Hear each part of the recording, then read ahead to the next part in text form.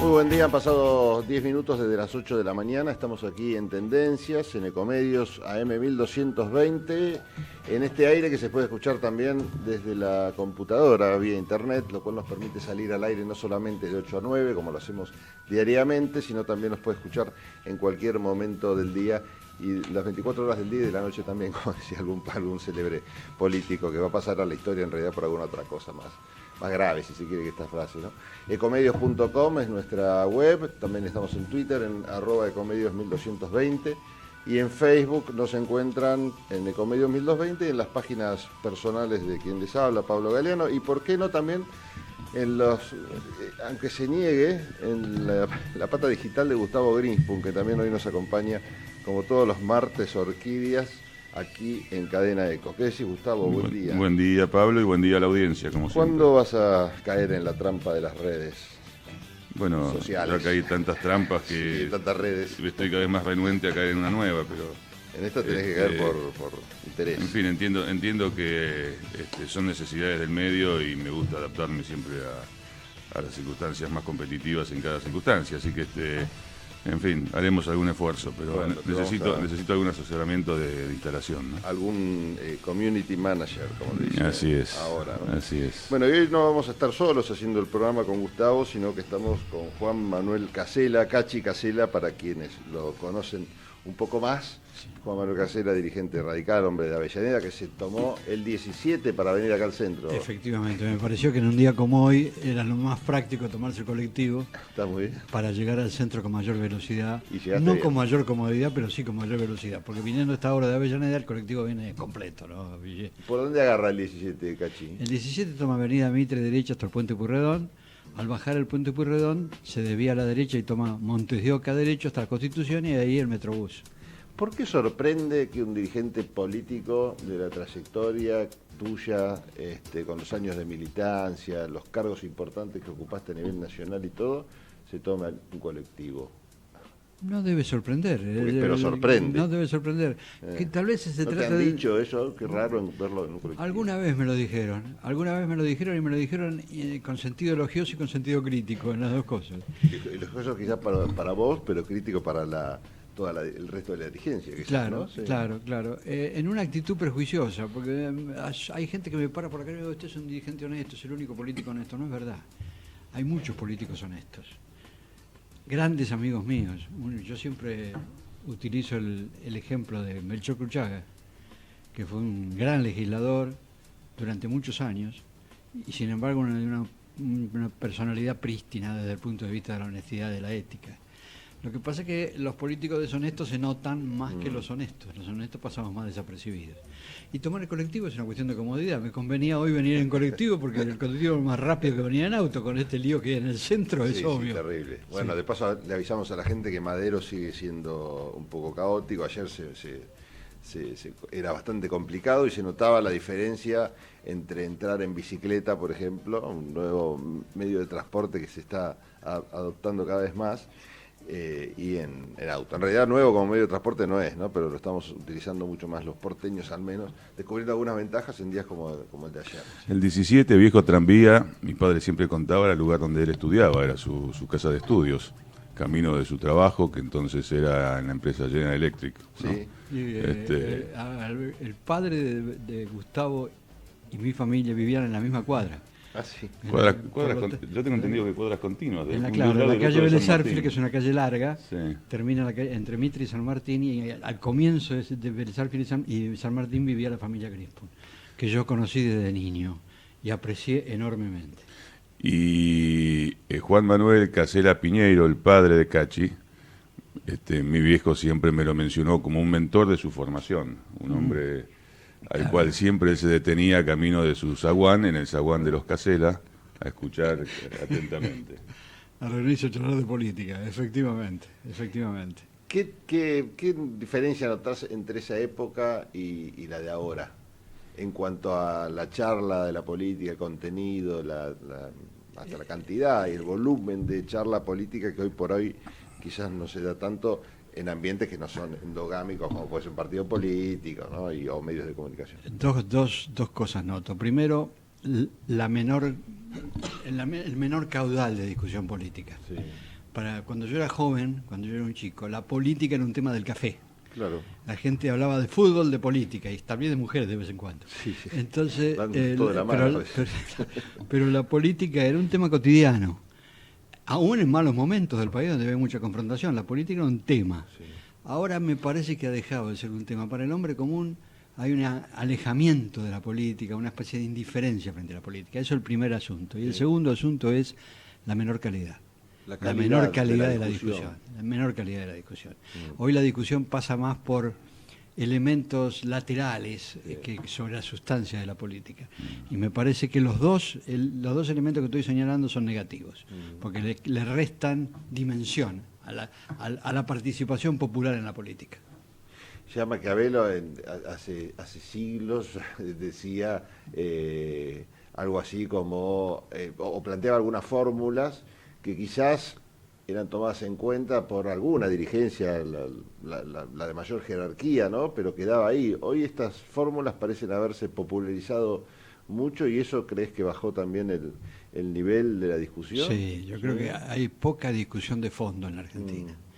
Hay un tema que a mí me preocupa, que es esta afirmación que realizan muchos intelectuales y muchos políticos de que ya la ideología no sirve, que no hay que descartar la ideología, que la dimensión la estratificación izquierda-derecha ya es de modé.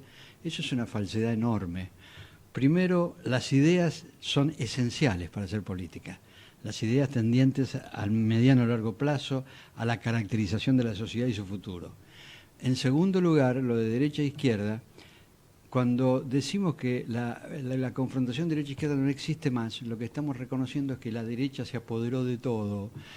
Esto es como los católicos que suelen decir que la mayor treta del demonio es convencernos de que no existe. ¿No es cierto? Cuando nosotros decimos no discutamos más ideología, en realidad lo que estamos haciendo es ceder el espacio para que el pensamiento de derecha se imponga en la sociedad. Se imponga por la realidad del manejo de la economía, ¿no es cierto?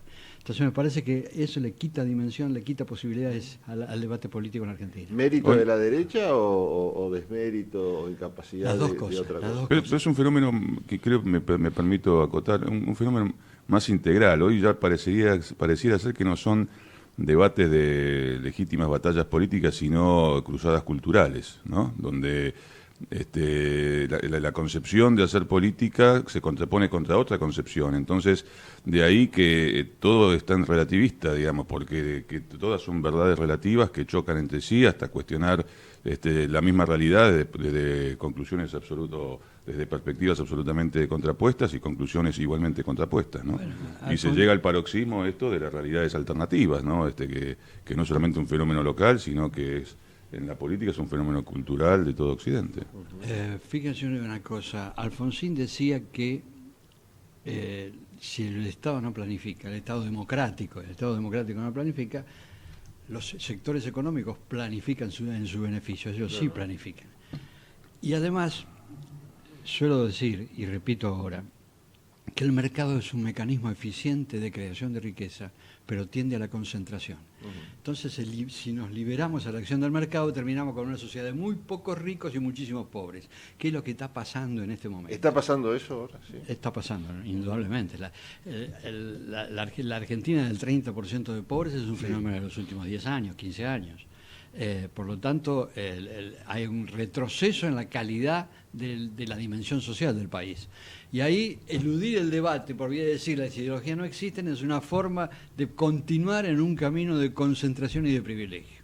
Vos estás haciendo mención a un periodo que excede el del gobierno de Mauricio Macri, y lo cual también a veces plantea esta discusión cuando se habla de los índices de pobreza y todo.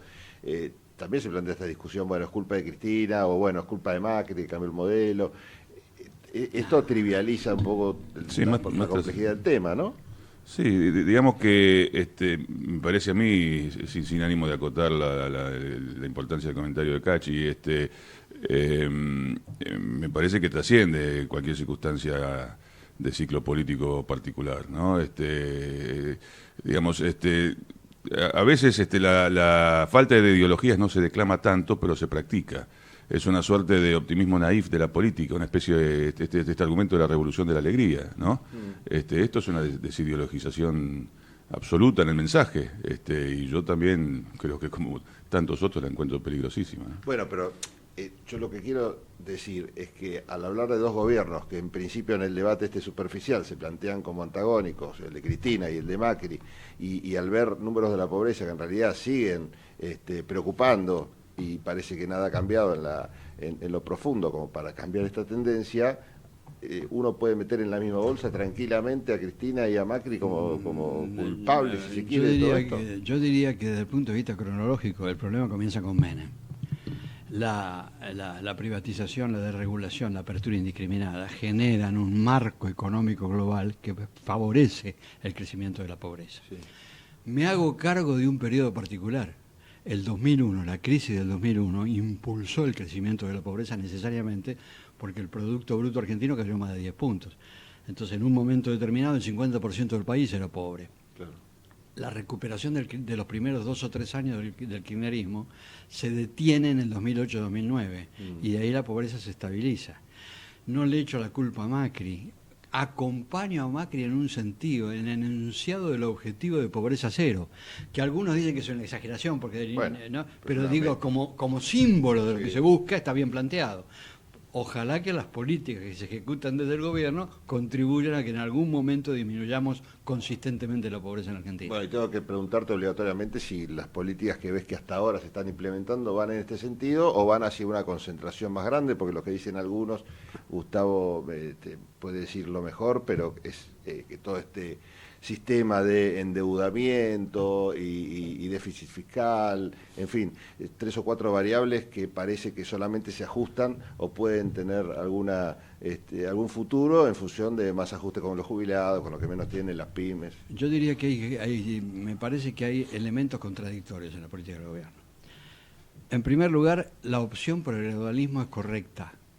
Ustedes saben que acá desde el comienzo del gobierno hay un debate implícito que es política de shock con ajustes profundos o política de gradualismo. El gobierno optó por una política gradualista que me parece correcto.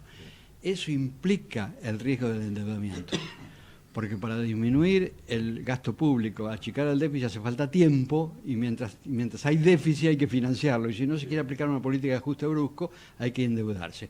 Hay que ver cuál es el límite del endeudamiento, hasta cuándo podemos endeudarnos, en qué momento el endeudamiento pasa a ser una gabela insoportable que hace que incluso los que nos presten dinero dejen de prestarnos. En segundo lugar, creo que hay otro elemento negativo, por el otro lado, que consiste en decir, muy bien, queremos llegar a pobreza cero, y para llegar a la pobreza cero le bajamos las jubilaciones a los viejitos. ¿Cómo es esta historia? Pareciera contradictorio.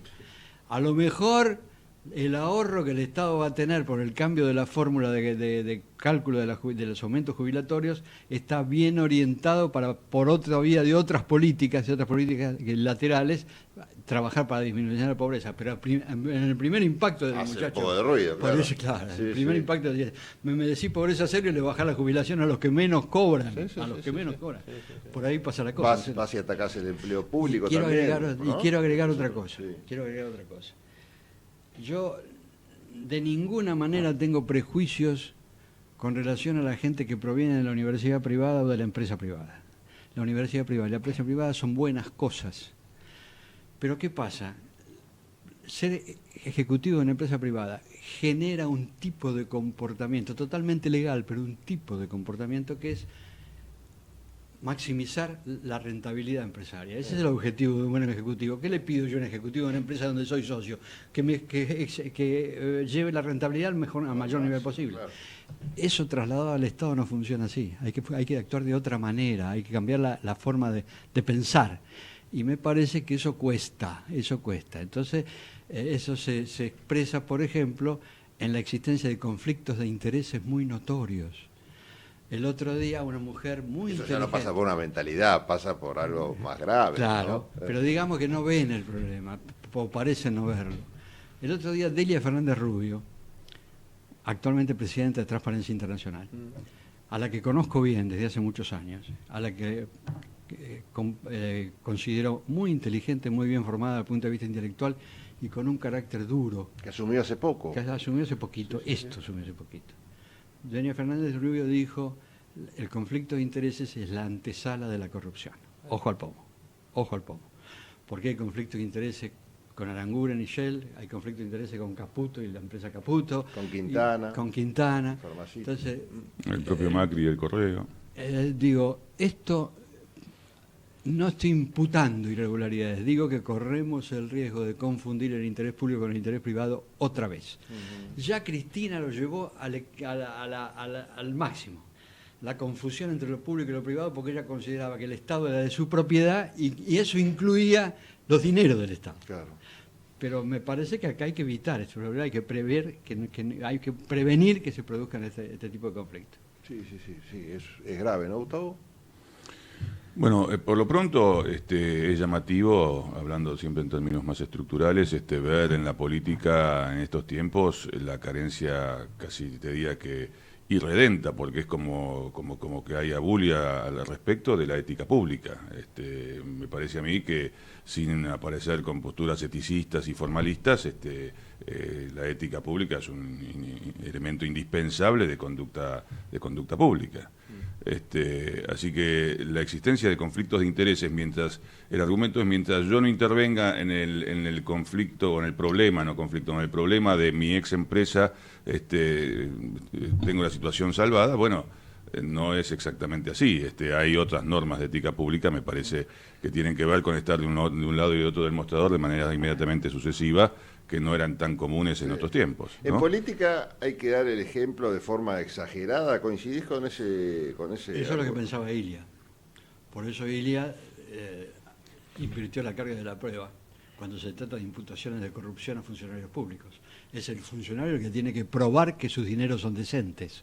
¿Eso fue con Ilia, ese cambio Eso en Ilia derecho? lo hizo en el periodo del 63 al 66. No sabía ese dato. Es proyecto muy de Ilia, importante. muy eso, importante. Muy importante. Es una exageración, porque el principio jurídico es el otro. Claro. Pero digamos... Suena hasta injusto. ¿Por qué? Claro, por lo menos pero exagerado. es un ejemplo. Pero de cualquier manera, la intención de quien propone el proyecto es muy clara. Señores, la transparencia debe ser absoluta.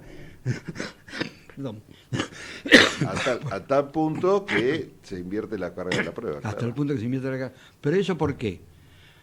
Porque el que gobierna está en el escenario. Sus actitudes se convierten en ejemplares, sean buenas o malas. No sé si está claro. Sí. Son visibles, son perceptibles por la sociedad entera, que consciente o inconscientemente tiende a imitar comportamientos.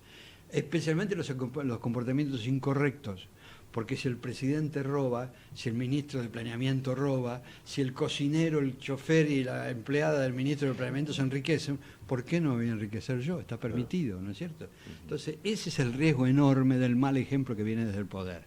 No estamos no es que sea una exageración la de la inversión de la carga de la prueba, es una prevención adicional para evitar la expansión de la corrupción. Vamos a ir a la tanda, Javier, si te parece bien. Gustavo, Cachi, Casela, estamos compartiendo esta mañana. Hago una pequeña pausa, que tenemos algunos compromisos, y ya volvemos y seguimos conversando sobre esto. Vamos a hablar de reforma laboral, nos quedan un montón de temas en el tintero. Por supuesto, vamos a hablar del papel del radicalismo en el gobierno de Cambiemos, tanto en el marco legislativo como en el marco ejecutivo. Bueno, todo, si tenés ganas, Casela, si no te escapás ahora en medio de la tanda, el 17 va para el otro lado también. Tengo ganas e interés. Muy bien, entonces nos quedamos un rato más conversando con vos. En un rato volvemos con Tendencias. Desde Buenos Aires, transmite LRI 224, AM 1220, Ecomedios. En Ecomedios, Informe Agropecuario, con Sebastián Nini.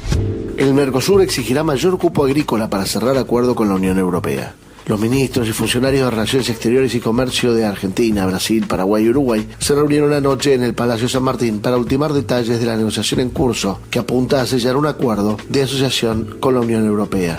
El canciller Jorge Furí, el ministro de Producción Francisco Cabrera y los secretarios de Relaciones Económicas Internacionales Horacio Reiser y de Comercio Miguel Brown recibieron a sus pares del Mercosur para tratar los temas pendientes y que de momento dilatan la negociación abierta en 2000 y que ha pasado por avances y retrocesos desde entonces. Según fuentes involucradas en la puja, la cuestión agrícola sigue marcando la divisoria de aguas, no solo con la Unión Europea, sino también de modo sutil al interior de la Unión Aduanera. Soy Sebastián Nini, andando el campo por Ecomedios.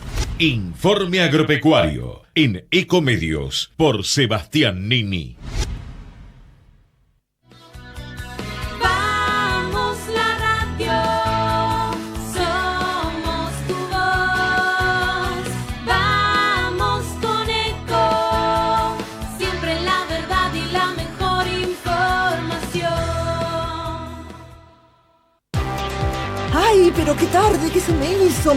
Me tengo que apurar porque si no, no llego.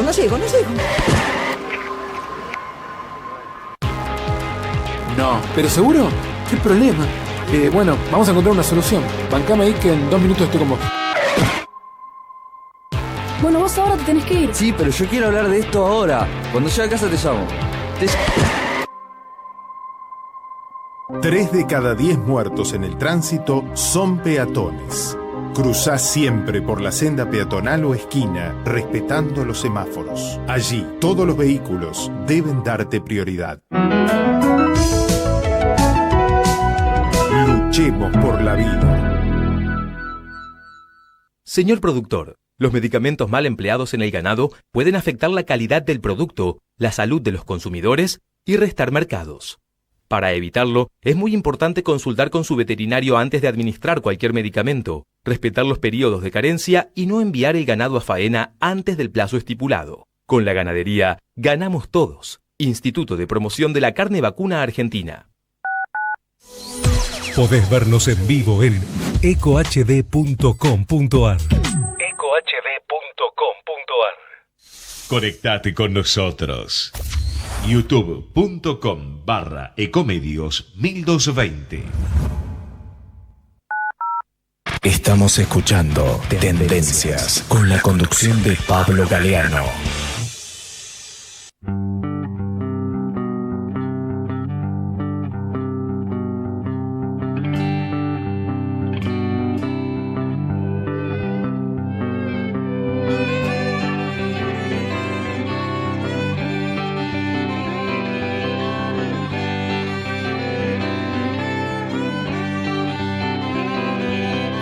Quieran doblegarme haciendo fuerza, quizás te quieran atrapar de nuevo con la incoherencia, pero sé que si somos más no me dejan engañar, son mis huellas las que ayudan a cambiar.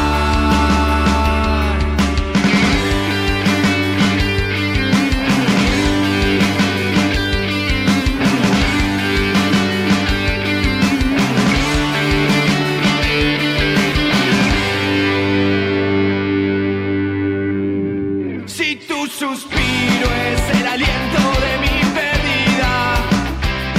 Si tu esfuerzo es el impulso de 4 de la mañana seguimos aquí en Tendencias, los martes como siempre junto a Gustavo Greenspoon, o casi siempre, en realidad cuando no viene es más culpa mía que de él, debo confesarlo, Gustavo, y pedirte perdón al aire. No, por favor. Yo me flagelo todos los días con este tema, así que sí, era hora de hacerlo me público. imagino.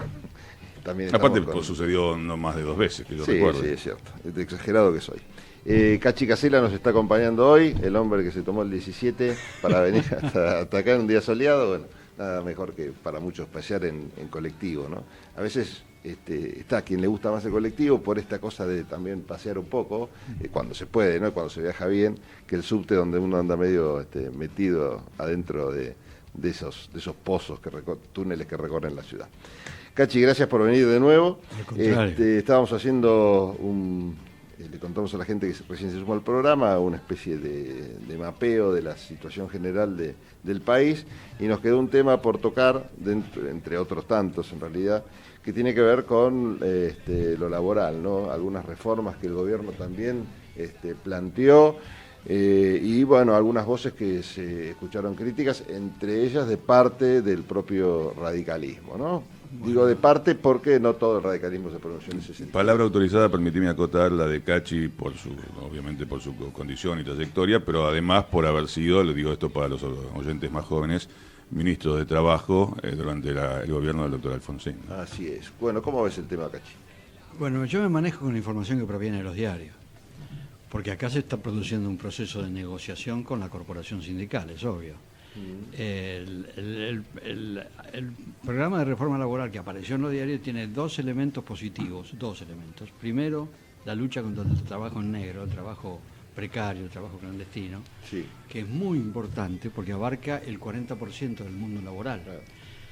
Ustedes saben que un trabajador en negro no paga jubilación, no cobra, no tiene protección sindical, no tiene protección de la obra social, es decir, es un desprotegido absoluto. En segundo lugar, el otro elemento positivo es la ampliación de la licencia por nacimiento para el trabajador, que también agrega una ventaja razonable. Pero por el otro lado tenemos dos cosas que a mí me parecen enormemente negativas, tres en realidad. Primero, la modificación del cálculo indemnizatorio que originalmente preveía el proyecto. Parece que eso se ha modificado en la negociación, pero se eliminaban rubros incorporados al cálculo indemnizatorio, como por ejemplo el aguinaldo, las comisiones, los viáticos. Es decir, se reduce, teóricamente se reduce el monto jubilatorio por esa vía. En segundo lugar, el segundo problema para mí es la creación de un fondo específico para financiar los despidos. Fondo creado con el aporte de los trabajadores. Esto es ridículo. Esto es decir, al que lo voy a despedir le hago pagarse su propio despido. Hay un antecedente que está vigente, que es el sistema de la industria de la construcción, donde también hay un fondo específico para pagar desempleo. Pero la situación es totalmente distinta. En el caso de la construcción no se trata de despido, se trata de finalización del trabajo. De las obras. Cuando se termina una obra, el hombre se queda sin trabajo y para cubrir ese lapso de falta de trabajo hay un fondo que contribuye a aportar. Tiene otro sentido. Sí, una suerte de seguro. Y el tercer elemento negativo es, a mi criterio, el banco de horas, donde se establece, o se pretende establecer que el empresario puede alargar hasta 2 horas la jornada laboral, comprometiéndose a devolver esas 2 horas cuando no necesite el trabajo mayor del empleado. Esto elimina las horas extras en la práctica, el pago de las horas extras. Esto me parece a mí parecido de las jubilaciones. Si queremos terminar con la pobreza, pero le quitamos beneficios a los trabajadores, ¿no es cierto? Por lo tanto, yo creo que es lógica la posición del presidente de la Convención Nacional, del doctor Sapia, que es un hombre del área, es un hombre con una enorme experiencia laboral, como abogado y como funcionario, y por lo tanto ha dicho públicamente que él está en contra de esta reforma laboral, que le parece en balance final negativa. Me parece que los diputados de la Unión Cívica Radical tienen que tener una concepción muy afinada de este proceso, porque una cosa que el radicalismo no puede hacer es colaborar para quitarle derechos a los trabajadores. Lo cual no va en detrimento de lo que decíamos al principio, normalizar ciertas situaciones irregulares que son escandalosas. El trabajo en negro es escandaloso. Claro. El trabajo en negro es una de las fuentes fundamentales de pobreza. Y empobrece el Estado también. Empobrece al Estado porque le quita recursos. Le quita recursos jubilatorios, le quita recursos de obra social, le quita recursos.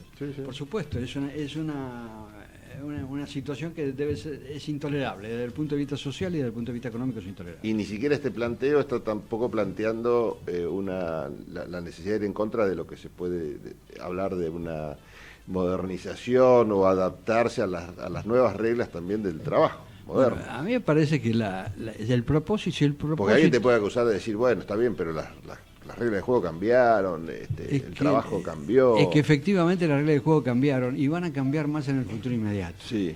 Acá estamos entrando en la etapa de la robotización, de la inteligencia artificial, del Internet de las cosas, que van a modificar la praxis laboral y van a disminuir la convocatoria al trabajo humano. Sí. Pero ahí hay que apuntar a otro lado, hay que apuntar a la capacitación. Ahí, como dice Daniel Arroyo, la solución de fondo es la escuela. Es decir, dotar a la gente de conocimiento necesario para afrontar la nueva realidad.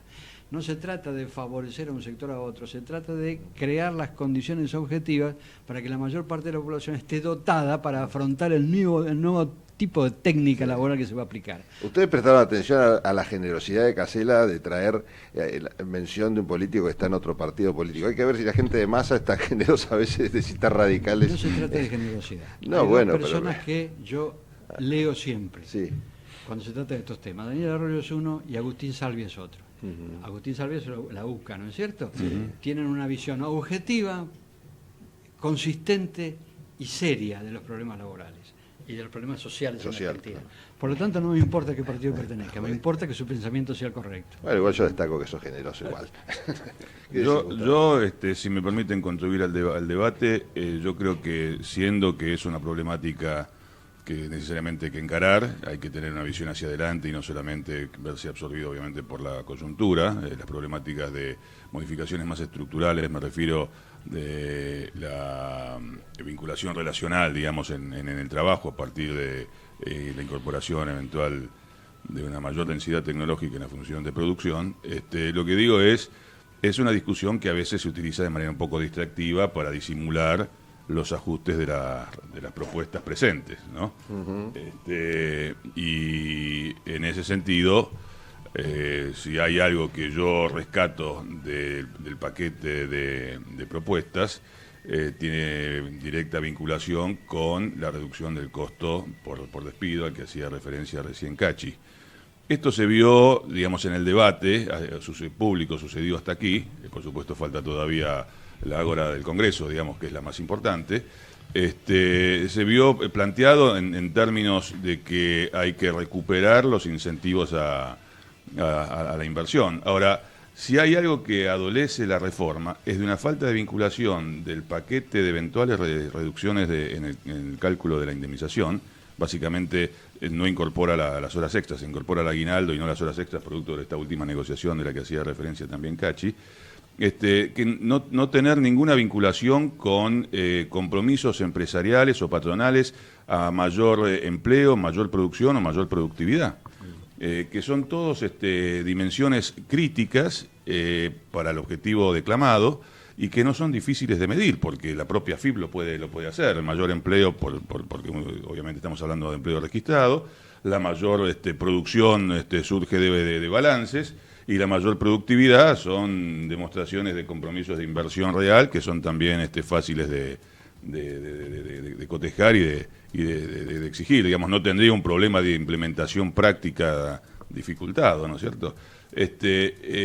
Y sí creo que son medidas que hacia adelante afectan la relación capital-trabajo de manera estructural. Es muy difícil después, ante la eventualidad de una necesidad, recomponer la relación de participación relativa, digamos, en la función de producción, en la distribución funcional del ingreso, ¿no es cierto? Casela, vos decías que te enteraste de las medidas, no que te enteraste, pero en el fondo va a ese lugar, ¿no? La pregunta, pero como que te informaste por los medios bien del contenido de esta reforma, de lo que se está hablando, negociando con los gremios, ¿no? ¿Pasa eso con el Partido Radical? ¿Se entera más por los medios? ¿Es consultado el Partido Radical por el gobierno en este tipo de medidas? Bueno, ahí entramos en un tema que me interesa mucho. Yo estoy obsesionado por la situación actual de la Unión Cívica Radical. Yo nací en un comité. Mi padre fue un dirigente político relativamente importante en los años 40, 50 y era una figura activa en la política argentina, de manera que yo nací y me desarrollé viendo hacer política, sí, y conociendo a aquella dirigencia. Por lo tanto, encontrarme con un radicalismo mudo, un radicalismo sin opinión, un radicalismo sin debate, un radicalismo congelado deliberadamente, me angustia, me hace percibir que estamos deliberadamente congelado. Yo no tengo ninguna duda. ¿Y cuál es el rédito? El presidente del Comité Nacional ha decidido congelar el debate partidario, a tal punto que lo molesta el hecho de que el doctor Sapia genere desde la convención algún movimiento partidario. La convención, expliquémosle a la gente que es un órgano es la asamblea estratégico del partido. Claro. Es la asamblea partidaria y el órgano superior. ¿A qué se debe ese congelamiento deliberado? A mí me parece que hay un grupo de dirigentes radicales que de buena fe piensa que una crítica pública de alguna acción de gobierno puede perjudicar al gobierno. Hay otro grupo de dirigentes radicales que cree que quedando bien con los funcionarios de gobierno va a conseguir una candidatura, un cargo, una designación, un puestito. Las dos cosas convergen en un efecto negativo. Creo que en el caso específico del doctor Corral, el problema consiste en que hay una promesa, dicen los corrillos partidarios, que hay una promesa de candidatura futura en la gobernación de Santa Fe, que el presidente de la República ha comprometido con Corral. Y entonces Corral no quiere que haya ola para nada hasta llegar a 2019. Que nadie contamine ese camino. Que nadie contamine ese camino. Eso, si esto fuera cierto, yo no lo puedo afirmar porque yo no conozco la relación personal entre Corral y Macri. Pero me parece que sería un error de cálculo enorme. Porque no basta con ser candidato. Después hay que ganar las elecciones. Y para ganar las elecciones hay que tener detrás un partido activo y un partido con opinión y un partido con comunicación y un partido con relación con la gente, lo que el radicalismo no es en este momento. Me parece que un gobierno de coalición está integrado por partidos de distinto origen, con distintos pensamientos, por eso es una coalición. Si todos pensaran lo mismo serían un partido, no una coalición. Cuando algún partido se incorpora a una coalición lo hace con su personalidad, que intenta preservar para cubrir el espacio social que ya tenía, seguir cubriéndolo. Claro, ese es el valor agregado. Ese es el valor agregado. Ejemplo concreto, la señora Angela Merkel, que seguramente es la dirigente política mujer más importante del mundo en este momento, ha tenido un problema en su coalición con el Partido Liberal, que son el 3% de los votos, porque el Partido Liberal y el Partido Verde han decidido no ceder su personalidad. ¿No es cierto? Sí. Entonces, en Alemania se está produciendo una crisis de negociación, en la negociación política y constitución de un nuevo gobierno, porque dos partidos de la coalición de gobierno dicen, no, nosotros no queremos saber nada con este asunto. Esto revela cómo funciona en la realidad una coalición. En la Argentina hay una coalición electoral exitosa, que tiene el mérito de haber concluido con una etapa histórica en la Argentina, que era la del kirchnerismo, y ha generado una alternativa. ¿Vos coincidís que con eso, que la conformación de esa alianza o de esa unión de partidos era necesaria para terminar con el kirchnerismo? Esto no te En el queda momento en que se duda. produjo era necesaria. Antes de que se produjera Gualeguaychú, hubo un proyecto que podía haber sido tan exitoso como este, que era UNEN.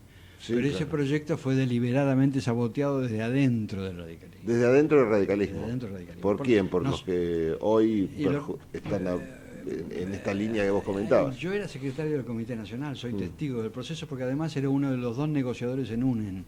Los negociadores que el partido designó para UNEN eran el doctor Gil Lavedra y yo, que estuvimos durante 1 año y pico trabajando en UNEN.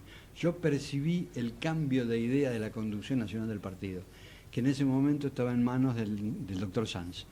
En un momento determinado, a mitad del proceso, Sanz decidió que había que apostar a Macri, entonces abandonamos UNEN y pasamos a negociar con Macri. UNEN era coherentemente un poco más lógico, ¿no? Era más lógica desde el punto de vista de los antecedentes de los socios. Claro. Pero digamos que cuando se produce Gualeguaychú había una percepción social de que Macri era una figura ascendente y eso llevó a un éxito electoral que no se puede negar. La derrota del kirchnerismo fue el resultado de ese proceso. Perdóname, volviendo a la prehistoria de Cambiemos, UNEN también fue saboteado por una de las propias socias de UNEN, que fue Lilita Carrió. En un momento determinado, Lilita Carrió, con esa personalidad tan ¿Se acuerdan particular ustedes que cuando tiene. se paró de la mesa? Sí, claro. ¿no? Y permitime remarcar que UNEN también había sido exitoso, porque si no Claro. parece que el éxito se privilegió sí, por electoralmente exitoso. encima de las convicciones. Y Sí. en realidad también había sido exitoso en la elección de mediano término Sí, previa, ¿no es tenés cierto? razón. Bueno, lo cierto es que a partir de Gualeguaychú, la conducción partidaria queda en manos de un grupo de dirigentes que es, ya le digo, para decirlo con todo respeto, pusilánime frente a la crítica. ¿Qué quiere decir esto? Una función de un socio adecuado de una coalición consiste en adoptar una actitud crítica, no criticar, sino adoptar una actitud analítica, una actitud que prevea los efectos de las decisiones que se toman o de las omisiones que se cometen. Un socio positivo de una coalición previene errores y trata de corregirlos cuando se producen. El radicalismo no está haciendo eso. Y otra vez aparece la doctora Carrió. La doctora Carrió, fundamentalmente por razones de personalidad, adopta una actitud de preservación de su propio espacio político, incluso frente al gobierno, y le produce críticas y le produce mínimas crisis al gobierno. Y eso lo llevó a la doctora Carrió del 3% de los votos en las PASO del 2015 al 52% de los votos en las elecciones de octubre y en cambio el radicalismo no solo no progresa, sino que retrocede relativamente. ¿Por qué retrocede? Porque tiene algún diputado más en el bloque nacional de 36 o 38, pasamos a 43, pero el bloque de Cambiemos pasó de 60, 65 a 120. Por lo tanto, en términos relativos, el radicalismo ha perdido representatividad social e influencia política. Eso hay que corregirlo, eso hay que modificarlo. Primero, para preservar el instrumento, para que el radicalismo siga teniendo vigencia, para que se aleje del riesgo de extinción. Yo creo que hay un riesgo de extinción por 3 motivos. En primer lugar, por absorción. Yo creo que el PRO quiere crecer, lógicamente quiere crecer, y crece chupando los recursos humanos de los socios. En segundo, eso es un riesgo para el radicalismo, un riesgo de absorción. El segundo riesgo es el riesgo de insignificancia. Cuando un partido no tiene opinión, cuando un partido no dice, no afirma, no se relaciona con la gente, ¿para qué sirve? Sale del escenario. Claro. Es lo que nos está pasando en el Gran Buenos Aires, donde el radicalismo, la gente al radicalismo ni lo quiere ni lo odia, simplemente no lo toma en cuenta. Claro. Y en tercer lugar, el tercer riesgo es el riesgo de fracaso. Si este gobierno fracasa, el radicalismo puede verse arrastrado en el fracaso. Eso hay que evitarlo, porque el radicalismo sigue siendo un instrumento importante en la vida política argentina y debe seguir cubriendo el espacio histórico que cubrió. ¿Y este debate se da entre los radicales? Digo, hubo una manifestación, un episodio que fue una reunión que se hizo en Santa Fe, organizada por Changuy Cáceres, en Setúbal, creo que vos estuviste al comienzo de esa reunión. Hay otros acontecimientos que se están dando en distintos lugares del país, digo, y también previsiones de algunas otras reuniones a futuro donde estos debates se están dando. ¿Vos notás que hay una preocupación interna? Yo creo que hay una preocupación de la segunda línea dirigencial para abajo.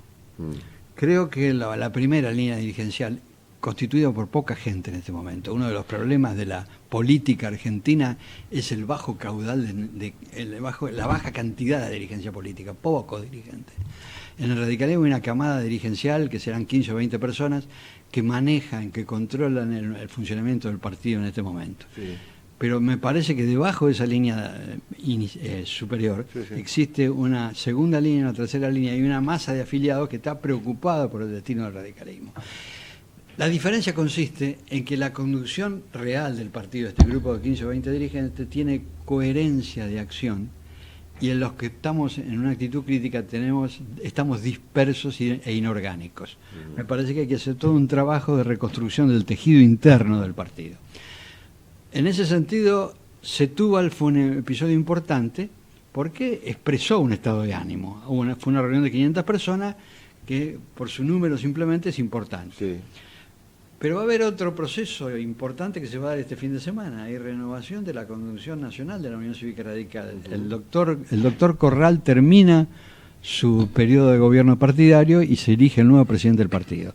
Ahí vamos a ver cómo se establece el debate entre quienes quieren mantener al partido congelado y quienes queremos devolverle al partido su carácter protagónico, no para romper Cambiemos, sino para mejorar Cambiemos, para agregarle cosas a Cambiemos. ¿Cuándo se da esa discusión previa a la elección del presidente? Y tendría que darse cuando se reúne el plenario. En ese momento habría que plantear la discusión. ¿Hay fecha para eso? El 15, el viernes que viene está planteada convocada la reunión del Comité Nacional. Es interesante esto, ¿no? Tener en cuenta cuáles son los argumentos que se van a llevar más allá del resultado mismo. El debate se va a poner ahí a la luz pública. Y el debate está vinculado con la necesidad de preservar la identidad, primero la existencia y después la identidad y la autonomía de la Unión Cívica Radical dentro de Cambiemos. Me parece que por ahí pasa el debate. Y la identidad y la autonomía están vinculadas con el pensamiento del radicalismo en términos sustanciales, en términos estructurales, como diría Gustavo. Esto me parece que es fundamental, tratar de preservar el contenido moral e intelectual de la Unión Cívica Radical. No para instalarse en la nostalgia del pasado, sino simplemente para preservar, para proteger valores y principios sobre los cuales apoyar una transformación del pensamiento radical. Y yo me permitiría acotar que es indudable a esta altura de la historia, después del testimonio de más de un siglo, que el radicalismo ha cumplido roles sustantivos en la historia política contemporánea, digamos, del siglo XX a esta parte, de comienzo del siglo XX a esta parte, y que hoy, creo yo, creo que se nota la falta de de un factor de equilibrio que el radicalismo siempre aportó al juego político democrático, ¿no? Voy a dar un ejemplo concreto. Recién estábamos hablando de la reforma laboral. Sí. La reforma laboral nos lleva a pensar en el artículo 14 bis de la Constitución, que como ustedes saben se debe básicamente a una figura de Avellaneda, por eso lo voy a resaltar, Crisólogo Larralde, que fue un dirigente excepcional. Bernardo Grispo, el padre de Gustavo, era discípulo de Larralde, uno de los discípulos que Larralde tenía en Avellaneda. Larralde le da su contenido al artículo 14 bis, que se convierte, de hecho, no solamente en un artículo constitucional, sino un programa de reforma social en la Argentina. Ese programa de reforma social tiene vigencia actual y debe ser ejecutado. Debe ser ejecutado utilizando los instrumentos modernos, porque el artículo 14 bis del año 57 ha pasado mucha agua por el puente. Hay que recoger esa experiencia, pero a partir de las mismas valoraciones, de las valoraciones que están en el artículo 14 bis.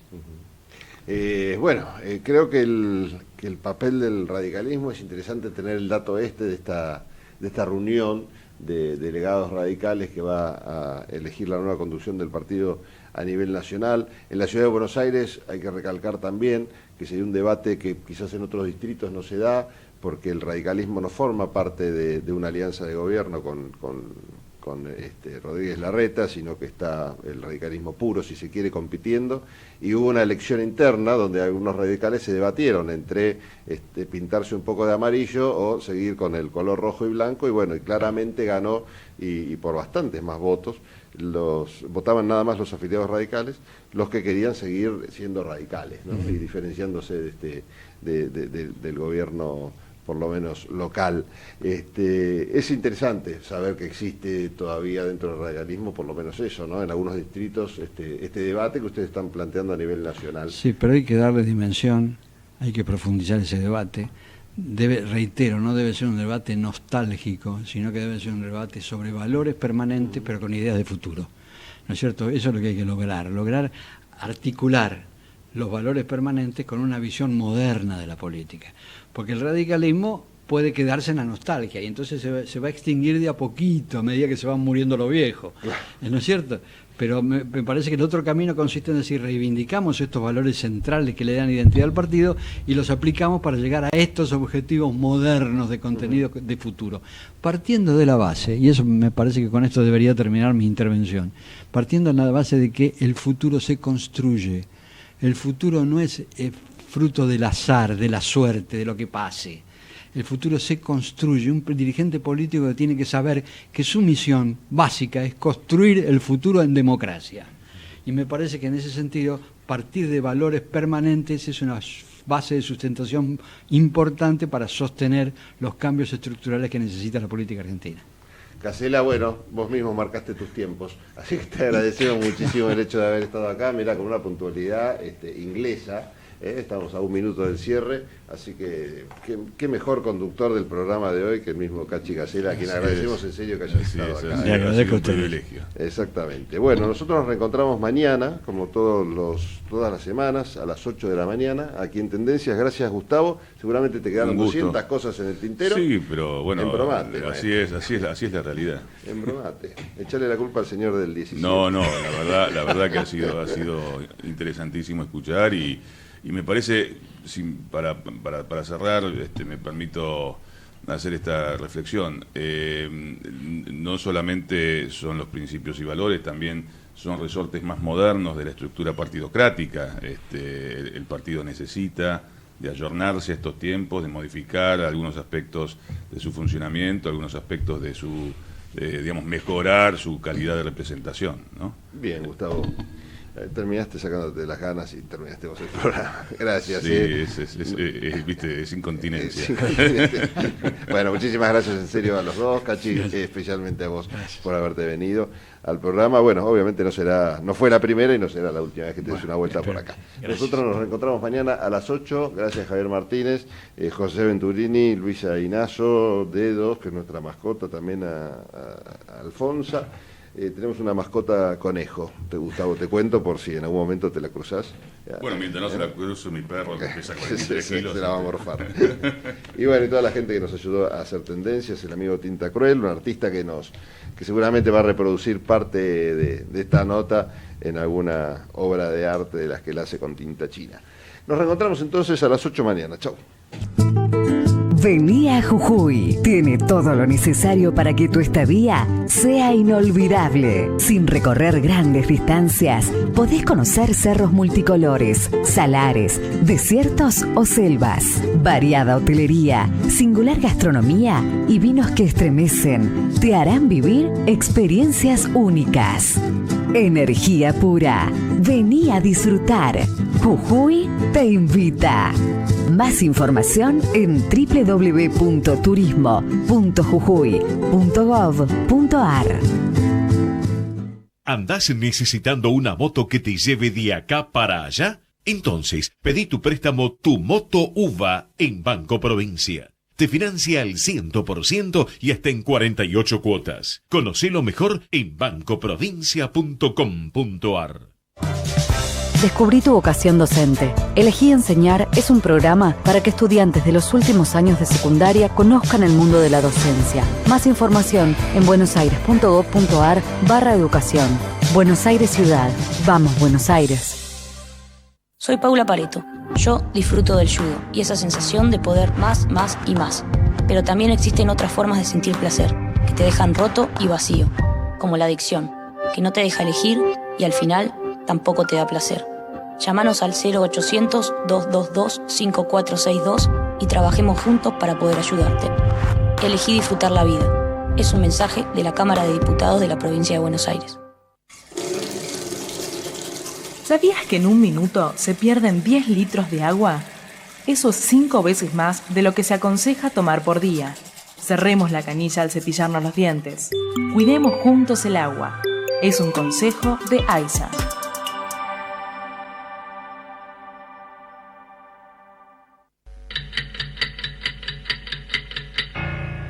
Cuando la historia comienza a tejer su trama de olvido, cuando el recuerdo se torna borroso, cuando todo pasa pero el mañana se sigue resistiendo a llegar, solo quedan las tendencias. Porque el mañana es hoy y el hoy acaba de escurrirse lentamente entre nuestros dedos. Pablo Galeano, Tendencias, solo tendencias.